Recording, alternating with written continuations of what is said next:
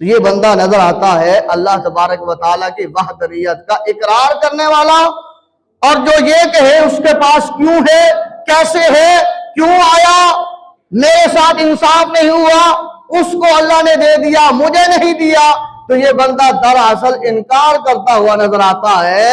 تو یہ اپنے ایمان کو دیکھے، اپنے ایمان کی حفاظت کرے کہ وہ کہاں کھڑا ہے۔ تو اسی طرح فلاسفر جو بڑے زیادہ پڑھ لکھ جاتے ہیں دنیاوی تعلیم، تو وہ پھر معاذ اللہ ثم معاذ اللہ خدا کے بھی انکاری ہوتے نظر آتے ہیں۔ ایک شخص تھا، وہ ایک بوڑھی عورت کے پاس آتا ہے، وہ جو چرخہ کاٹ رہی ہے۔ اللہ نے جب کام لینا ہوتا ہے دین کا، تو کریم خدا نہیں یہ دیکھتا کہ دین کا میں نے جس سے کام لینا ہے وہ امیر ہے یا غریب ہے، وہ جوان ہے یا بوڑھا ہے۔ اللہ یہ نہیں دیکھتا وہ انسان ہے یا کوئی درخت ہے یا کوئی پرندہ ہے۔ اللہ نے جب دین کا کام لینا ہے تو وہ کسی سے بھی لے سکتا ہے۔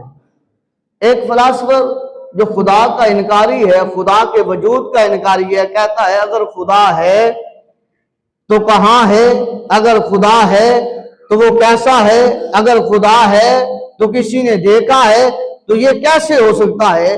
تو وہ اپنی سوچ میں آتا ہے، ایک بوڑھی عورت کو دیکھتا ہے، کہتا ہے یہ بوڑھی اپنے آپ کو ایمان والی کہتی ہے، اپنے آپ کو اللہ کی بندی مانتی ہے، قرآن کو مانتی ہے، نبی کو مانتی ہے، اسی سے پوچھ لیتا ہوں یا پوچھتا ہوں یا تو یہ بھی اپنے ایمان سے ہاتھ دھو بیٹھے گی۔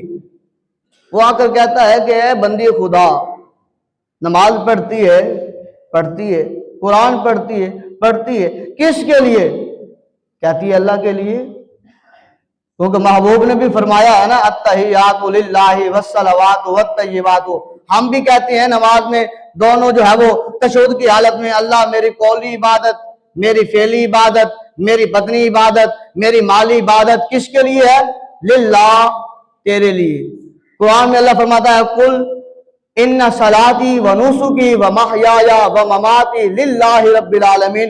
اے محبوب تو فرما دے کیا کہ میری نماز، ان صلاتی و نسکی و محیایا و مماتی للہ رب العالمین، میری نماز، میرا روزہ، میرا جینا، میرا مرنا کس کے لیے ہے؟ للہ ہی رب العالمین، اللہ تبارک و تعالیٰ کے لیے۔ اب اس سے پوچھتا ہے بتا کس کے لیے کر رہی؟ کہتی ہے خدا کے لیے کر رہی ہوں عبادت۔ نماز کیوں پڑھتی ہے؟ خدا کے لیے پڑھ رہی ہوں۔ روزہ کیوں رکھتی ہے، بھوکی رہتی ہے؟ کہتی ہے خدا کے لیے۔ کس کے لیے؟ خدا کے لیے۔